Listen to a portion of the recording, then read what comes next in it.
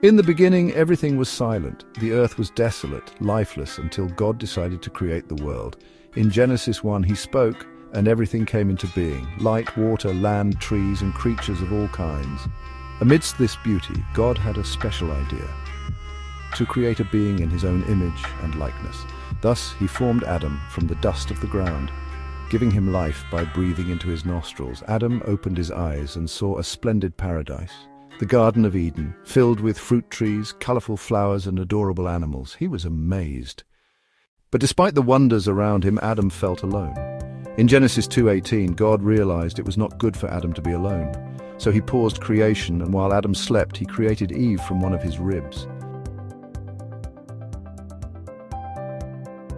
When Adam awakened, he saw Eve and exclaimed, "This is bone of my bones and flesh of my flesh." They were companions destined to live in harmony in Eden.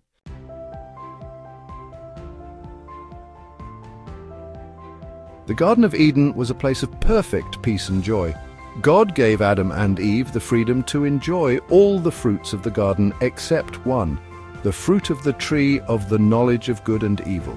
He warned them, "On the day you eat from it, you will surely die." Genesis 2:17.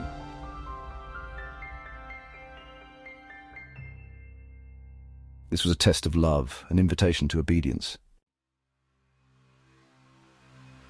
One morning, while exploring the garden, Adam and Eve encountered a crafty serpent. It began to converse with Eve, questioning what God had said.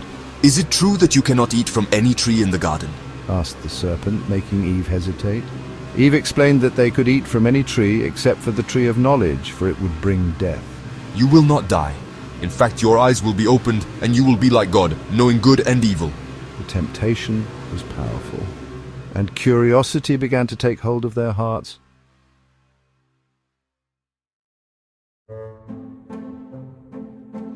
Eve looked at the fruit of the tree, and seeing it was beautiful and delicious, decided to eat the forbidden fruit. In a moment of weakness, she offered it to Adam, who also ate. Instantly, their eyes were opened, and they realized they were naked, feeling shame for the first time.